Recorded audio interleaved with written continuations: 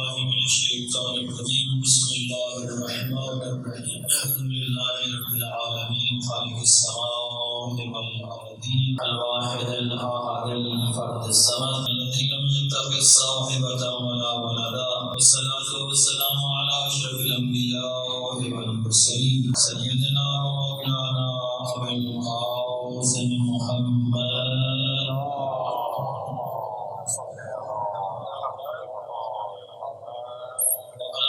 الطيبين الطاهرين المعصومين الذين أنعم الله عنهم بالرضا وطهرهم تطهيرا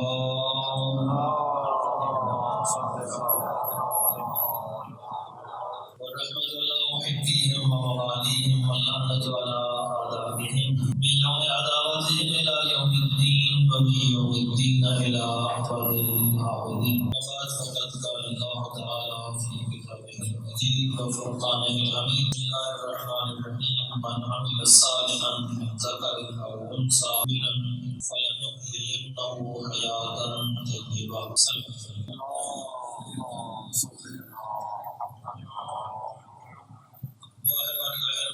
سے کہ تمام مومنین کی عبادات و اطاعت منظور مقبول فرمایا اور پروردگار عالم ہمیں صحیح معنی میں روزہ دار بننے کی توفیق عطا فرما اور پروردگار عالم ہمیں زبان کو جنت سے فرما وطن عزیز پاکستان کو امن و سلامتی کا گہوارہ بنا مومنین کو بنی اتفاق و اتحاد عطا فرما سلام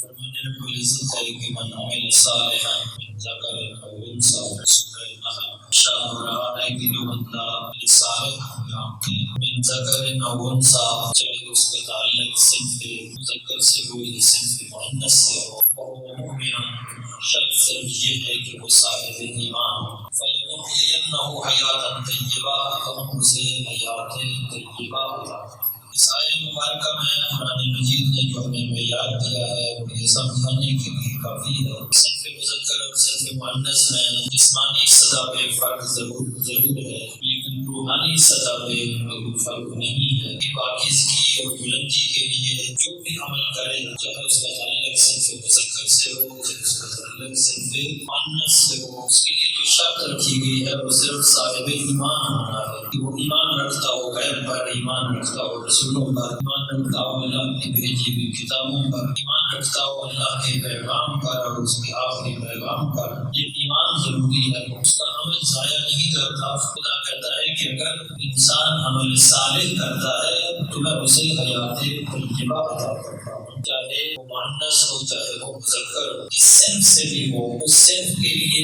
روحانی پاکیزگی اور روحانی بلندی کا راستہ کھلا ہے صنف مؤنث کے لیے بھی اور صنف مذکر کے لیے بھی یہ راستہ کھلا ہے اب یہ انسان پر منحصر ہے کہ وہ یہ راستہ اپناتا ہے یا نہیں اپناتا وہ ایمان اور عمل صالح کو اپنی زندگی کا شعار بناتا ہے یا نہیں بناتا اگر وہ ایمان اور عمل صالح کا اپنی زندگی کا شعار بنا لے یا اپنی زندگی کا جز بنا لے زندگی کا تمام زندگی کا ایک برنامہ حیات بنا لے تو اس کے لیے حیات طیبہ خدا اپنے متعال میں وعدہ کر رکھا ہے ہم دیکھتے ہیں کہ اسلام میں جہاں بہت سے نیک پاک بندوں کا ذکر ہے اور ان کے بلند مقامات کا تذکرہ ہے تو وہیں بہت سی خواتین بھی ایسی ہیں کہ جن کے بلند مقامات کا تذکرہ قرآن و حدیث میں موجود ہے ان میں سے ایک خاتون حضرت خدیجہ سلام اللہ علیہا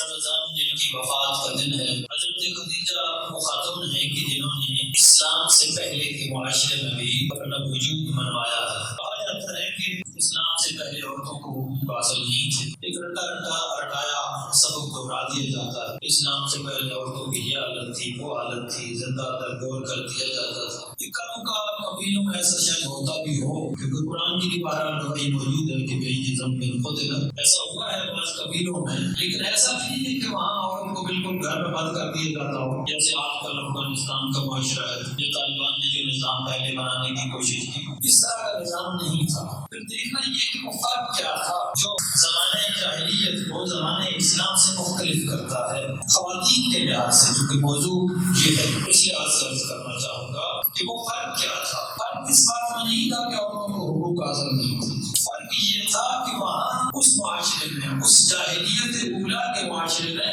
خواتین کو ایک جنس بازار سمجھا جاتا تھا۔ آئے جانے کے راستے بھی کھلے، بازاروں کے راستے کھلے تھے، بند نہیں تھے۔ ہر قسم کا عمل انجام خواتین دیتی تھی، تجارت میں بھی شریک ہوتی تھی۔ یہ حضرت خدیجہ کا وجود گواہ ہے کہ کس طرح حضرت خدیجہ نے اس معاشرے میں رہ کر تجارت میں اضافہ بھی کیا، اور تجارت بھی اس انداز سے کی کہ مرد حضرات ان کے لیے کام کرتے تھے۔ یعنی ایسا نہیں ہے کہ وہاں صرف مرد ڈومینیٹ کرتے ہو، خواتین بھی ایسی تھی جو ڈومینیٹ کر سکتی تھی۔ فرق صرف یہ ہے کہ وہاں زیادہ تر جو خواتین تھی ان کا جو طرز زندگی تھا وہ طرز زندگی یہ تھا جو آج کل اس جدید جاہلیت ثانویہ میں موجود ہے، اس جاہلیت جدیدہ میں موجود ہے، کہ آج بھی یہی ہے کہ عورت کو جن سے بازار بنا دی، کوئی پروڈکٹ بیچنی ہو عورت کی تصویر کے بغیر نہیں بکتی، کوئی کمرشل بنانا ہو عورت کے وجود کے بغیر نہیں بنتا۔ کہتے تھے عورت آزاد ہے۔ کس طرح کی یہ آزادی ہے کہ عورت جب تک اپنا دوپٹہ نہ اتارے، دوپٹے اتار کر وہ کمرشلز میں کام نہ کرے، اس وقت تک کی آزادی مکمل نہیں ہوتی۔ یہی آزادی اسلام سے پہلے کے جاہلیت اولا کے معاشرے میں موجود تھی۔ یعنی ایک چیز مشترک ہے جاہلیت جدیدہ میں اور اس جاہلیت اولا میں، اور وہ چیز ہے عورت کو جن سے بازار سمجھنا، عورت کو ایک کموڈٹی سمجھنا، مدار بازار سمجھنا، جس کو بیچا جا سکتا ہے، خریدا جا سکتا ہے، جس کی جسم کو بیچا جا سکتا ہے، جسم کو خریدا جا سکتا ہے، جس کی روح تک کو بیچا اور خریدا جا سکتا ہے۔ اس معاشرے میں جہاں یہ صورتحال تھی اور جہاں ایسی خواتین موجود تھی جن کے گھروں کے اوپر جھنڈے لگے ہوتے تھے، نشانیاں ہوتی تھی، ان کو پوری آزادی تھی، کوئی روکنے والا نہیں تھا۔ مسئلہ یہ تھا کہ ان کے جسم سے، ان کے جنس کے طور پر ان سے استفادہ کیا جاتا تھا۔ چند پیسوں کے عوض، مٹھی بھر کھجوروں کے عوض ان کے جسم کو استعمال کر کے چھوڑ دیا جاتا تھا، اور اسی کو وہ لوگ آزادی سمجھتے تھے، جس کو آج بھی آزادی نہیں سمجھا جا رہا۔ اس معاشرے میں حضرت خدیجہ نے ایسی زندگی گزاری ہے کہ اس معاشرے کے مرد اور خواتین حضرت خدیجہ کو طاہرہ کا لقب دینے میں مجبور ہو گئے کہ یہاں عورت جن سے بازار ہے، عورت کی عصمت کا کوئی تصور ہی نہیں ہے، کوئی کنسپٹ ہی نہیں ہے کہ عورت اپنے کردار کی حفاظت کیسے کرتی ہے۔ اس معاشرے میں رہ کر حضرت خدیجہ نے اتنا بلند کردار پیش کیا۔ ظاہری طور پر اسلام کا اعلان نہیں ہوا، لیکن جناب خدیجہ کا کردار اتنا بلند تھا کہ مرد و خواتین کے ساتھ ان کے سامنے جھک جاتے تھے۔ یہ کردار کی پاکیزگی اور بلندی پیش کی ہے، اور اسی کردار کی بلندی کی وجہ سے پیغمبر اکرم نے ایک مرتبہ کہا تھا جب آپ کو حکم ملا کہ جا کے غار حرا میں عبادت کرو، تو ایک مرتبہ جناب خدیجہ پیغمبر اکرم کی اس جدائی پر تھوڑا سا پریشان، تو وہاں پیغمبر اکرم نے فرمایا، شجرہ طوبہ میں علامہ سید مہدی حائری نے یہ روایت لکھی ہے بہار الانوار کے حوالے سے، پیغمبر نے فرمایا کہ خدیجہ میرا آپ کو چھوڑ کر جانا صرف خدا کے حکم کی وجہ سے، ورنہ تمہارا جو مقام ہے میرے دل میں وہ میں جانتا ہوں یا میرا خدا جانتا ہے۔ اور جملہ جو فرمایا ان اللہ لا یباہی بک، اے خدیجہ تیری ہستی وہ ہے کہ پروردگار دن میں کئی مرتبہ اپنے فرشتوں پر تیرے وجود کی وجہ سے ناز کرتا ہے۔ ان اللہ لا یباہی بک علی کرام الملائکۃ کل یوم مرارا، ایک دن میں کئی بار پروردگار ناز کرتا ہے کہ یہ دیکھو میری کنیز حضرت خدیجہ اپنے برگزیدہ فرشتوں پر ناز کرتا ہے۔ تو یہ مقام کس کو حاصل ہو سکتا ہے؟ یہ اسی کو حاصل ہو سکتا ہے کہ جو ایک گزرے سماج میں بھی، جس سماج میں عورت کی عصمت کا کنسپٹ نہیں ہے، اس سماج میں رہ کر وہ اپنے کردار کی بلندی پیش کرے، اسے ہی یہ مقام حاصل ہوتا ہے۔ یہ دو روایات میں نے پڑھی ہیں خداوند متعال کی فخر و مباحت کی۔ ایک جناب امیر المومنین کے بارے میں ہے کہ جب آپ شب ہجرت آپ نے بستر رسول پہ آرام فرمایا تھا، تو تب حضور نے یہ فرمایا تھا کہ اے علی، اللہ تیری وجہ سے اپنے فرشتوں پر مباحت کرتا ہے۔ جب حضرت خدیجہ کے بارے میں یہ ارشاد کرتا ہے، تو یہ وہ کردار کی بلندی ہے جس کی آج بھی ہمیں ضرورت ہے، جس کی آج بھی ہمیں ضرورت ہے کہ یہ اس جاہلیت جدیدہ میں جو عورت کا کام کیا بن گیا ہے، یہ سمجھتے ہیں کہ عورت کی آزادی کا یہ مطلب ہے کہ عورت بے پردہ ہو کے باہر آ جائے اور جس طرح کے کاموں میں حصہ ہے، یعنی آپ کی جنس کوئی بھی بیچ نہیں سکتی جب تک آپ وہاں پہ عورت کی تصویر نہ لگائیں، یا آپ عورت کا احترام کر رہے ہیں یا عورت کی توہین کر رہے ہیں۔ حقیقت یہ ہے کہ یہ عورت کے انسانی مقام کی توہین ہے۔ یعنی پہلے تو معاشی طور پر اتنا محروم کیا گیا کہ عورت کوئی بھی کام کرنے کے لیے تیار ہو جائے، اور پھر جب کوئی بھی کام کرنے کے لیے ذہنی طور پر تیار ہو جائے تو پھر اس کے سامنے یہ راستہ کھول دیا۔ یہ کیا ہے؟ اپنے انسانی مقام کو بیچنے والی بات ہے، یہ اپنے انسانی مقام کا سودا کرنے والی بات ہے۔ اور اگر ہم حضرت خدیجہ کو اسوہ مانتے ہیں، نمونہ عمل مانتے ہیں اپنی خواتین کے لیے، رول ماڈل مانتے ہیں اپنی خواتین کے لیے،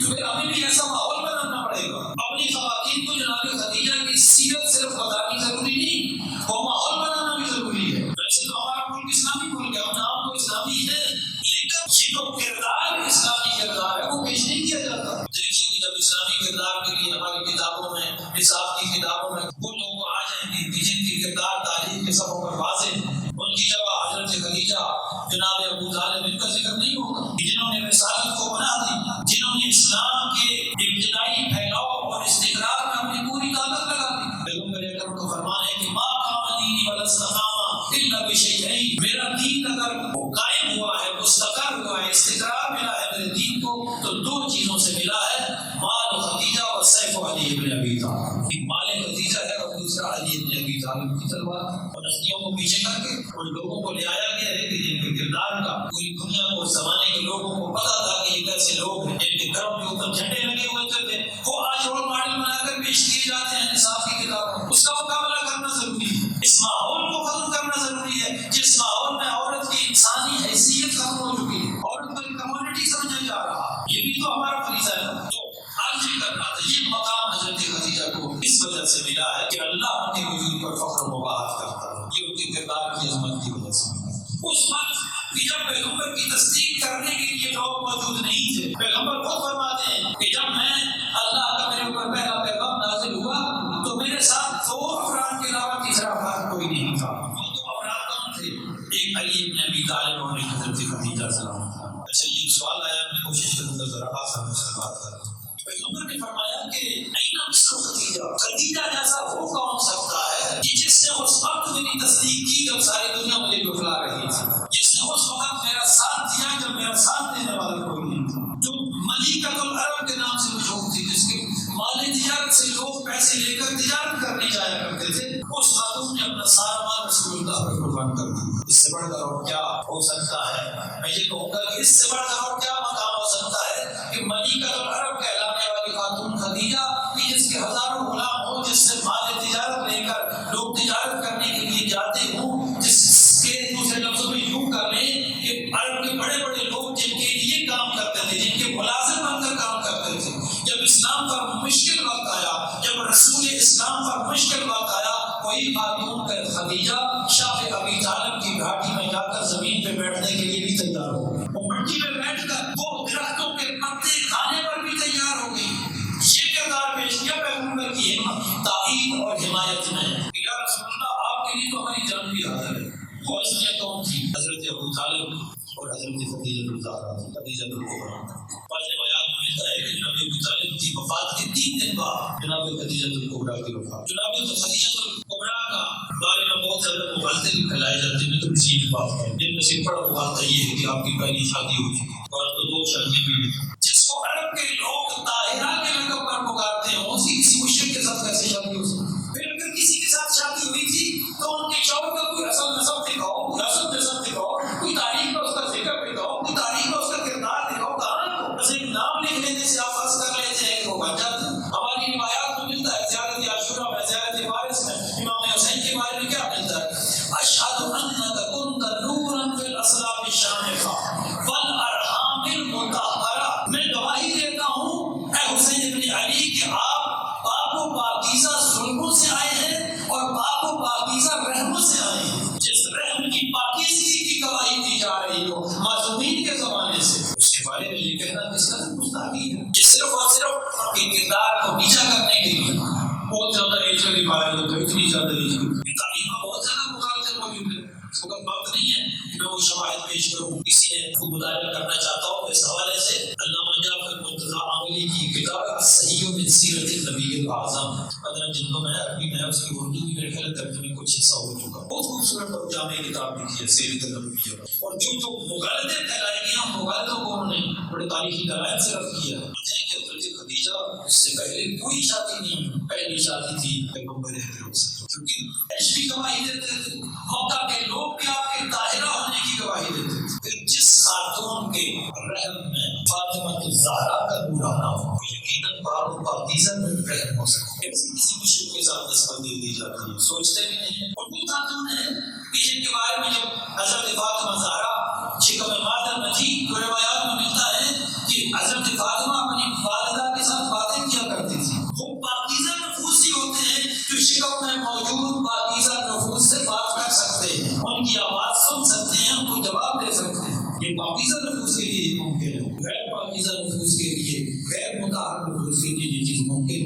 ورنہ ہر ماں اپنے بچے کی آوازیں سن لیتی ہے. یہ بات ہے کہ جہاں ان کے مقام کو سمجھنا ضروری ہے وہاں ان کے کردار کو سمجھنا بھی ضروری ہے. آخری وقت میں بھی جناب خدیجہ کا مقام دیکھیے کہ کتنا بلند مقام ہے کہ جب آخری لمحات تھے مرض الموت میں تھی تو پیغمبر اکرم آپ کے قریب سے تو ایک مرتبہ کہا حیا دیکھی بیوی کی حیا کا مقام دیکھی. ایک مرتبہ کہا یا رسول اللہ میں آپ سے ایک درخواست رکھتی ہوں لیکن مجھے شرم آتی ہے میں آپ سے براہ راست کر سکتا.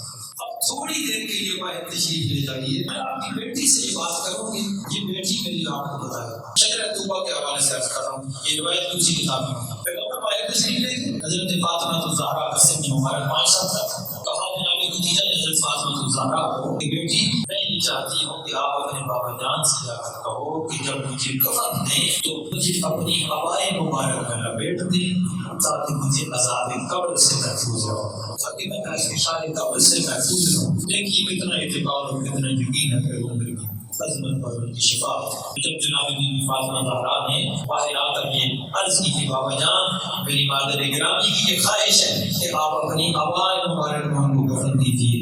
لیکن قدرت خدا کو اتنا یہ پسند آیا کہ جب آپ کو غسل دیا جا چکا کفن کا مرحلہ آیا تو پروردگار نے ان کے لیے کفن بھیج دیا. ایک صندوق کا چھوٹا سا بھیجا کہ جناب جبرائیل لے کر آئے. روایات میں ملتا ہے کہ اس میں 5 کفن رکھے ہوئے تھے. جناب جبرائیل نے بتایا کہ اے رسول اللہ میں سے ایک کفن جناب خدیجہ کے لیے ہے, ایک کفن آپ کے لیے ہے, تیسرا کفن جناب فاطمہ زہرا کے لیے ہے, چوتھا کفن جناب علی مرتضیٰ کے لیے ہے اور 5واں کفن امام حسن مجتبیٰ کے لیے ہے. شاید سوال کیا ہو کہ میرا ایک اور نواسا بھی ہے اس کی کفن نہیں ہے. جبرائیل امین نے جواب دیا ہوگا اے محمد مصطفیٰ آپ کے اس نواسے کو تو کفن کروالا میں سوا کر دیا جائے گا, اس کو تو کوئی کفن دینے والا بھی نہیں ہوگا. خداوند متعال ہمیں ان پاک و پاکیزہ ہستیوں کے کردار کو سمجھنے کی توفیق عطا فرمائے اور ان پاک و پاکیزہ ہستیوں کے کردار کو اپنی زندگی پر لاگو کرنے کی توفیق عطا فرمائے. جناب خدیجہ ان کا کردار آج کی ہماری خواتین کے لیے نہ صرف مشعل راہ ہے بلکہ ہمیں اپنے معاشرے کے کردار کو بھی اس راستے پر لے کر آنے کی ضرورت ہے. صلوات کریں. اچھا یہ 2 سوال ہیں. ایک سوال یہ ہے کہ سنگ مرمر پر نماز ہو سکتی ہے. پتھر جو معدنی پتھر کہلاتے ہیں جو زمین سے نکالے جاتے ہیں ان کے بارے میں اکثر مجددین کا فتویٰ یہ ہے کہ ان پر سجدہ نہیں ہو سکتا, لیکن آیت اللہ سیستانی صاحب کے فتویٰ یہ ہے کہ اس پر نماز سجدہ ہو جاتا ہے. نماز تو ہو جاتی ہے, انہوں نے سوال میں لکھا نماز تو ہو جاتی ہے, صرف پاک ہونا ضروری ہے, سجدہ اس میں اہم ہے. ظاہر سوال کرنے والے نے بھی یہی پوچھا ہوگا. نماز تو ہر کوئی طے کے مطابق ہو جاتی ہے, اصل مسئلہ ہوتا ہے سجدہ کا. جس پر آپ نے سجدہ کرنا ہے وہ چیز زمین کا یا تو خود زمین ہو یا زمین کا حصہ ہو یا زمین سے اگنے والی چیز ہو لیکن کھانے اور پہننے کے کام نہ آتی ہو, جن سے معقول میں سے نہ ہو اور جن سے ملبوس میں سے نہ ہو. یہ شرط ہے صرف سجدے کا. خاک شفا پر جیسے سجدہ ہے, عام مٹی پر پاک ہو سکتا ہے, لکڑی پر پتھر پر سجدہ ہو جاتا ہے, عام پتھروں پر بھی ہو جاتا ہے, گھاس پھوس پر درختوں کے پتوں پر ہو جاتا ہے, تو کھانے کے کام نہیں آتا. تو کھانے والی سبزیاں ہیں جیسے پالک وغیرہ ان پر نہیں ہو سکتا. تو سنگ مرمر پر بہت سے کئی تحریر منع کرتے ہیں جو آیت اللہ سیستانی کی مکلفین ان کے لیے آسانی ہے کہ وہ سنگ مرمر کیا ہے کر سکتے ہیں, اس میں کوئی حرج نہیں. ایک اور سوال یہ ہے کہ کیا ہر مانگنے والے کو دینا چاہیے. اپنی جگہ سوال معمولی ہے اور وقت بھی بہت کم ہے, صرف اتنا عرض کر دوں کہ دیکھیے مانگنا بڑا مشکل کام ہے, اتنا آسان نہیں ہے کہ انسان اپنی عزت نفس کو پیچھے کر کے مانگنے کے لیے تیار ہو جائے. اگر انسان مجبور ہوتا ہے تو کبھی مانگتا ہے. لیکن بیچ میں کچھ لوگ باقاعدہ پروفیشن بھی بنا لیتے ہیں. پروفیشن بنانے والے بھی 2 قسم کے ہوتے ہیں. ایک تو کوئی لوگ کما سکتے ہی نہیں, اگر وہ کما نہیں سکتا تو یقیناً آپ اس کو دے سکتے. اگر وہ کما سکتے ہیں تو پھر کوشش کریں کہ اس کو کوئی روزگار لگوا دیں. سب سے بہتر طریقہ یہ ہوتا ہے کہ کوئی روزگار لگوا دیں. اور اپنی کام روزگار دینا تو ریاست کی ذمہ داری ہوتی ہے, لیکن ہماری ریاست کہاں اپنی ذمہ داری کو پورا کرتی ہے.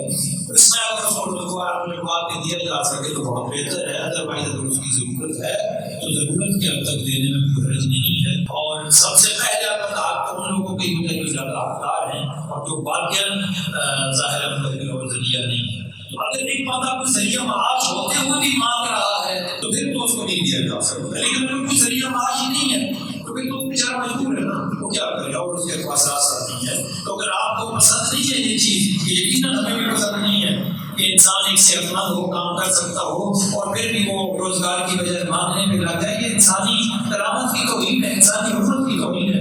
لیکن اس کو توہین سے بچانے کا ذریعہ یہی ہے کہ ایسے لوگوں کے اگر ہو سکے تو روزگار بنوائے جائے. اللہ اپنے مدار سے دعا ہے کہ خدا ہمارے معاشرے کو باعزت زندگی گزارنے کی توفیق عطا فرمائے.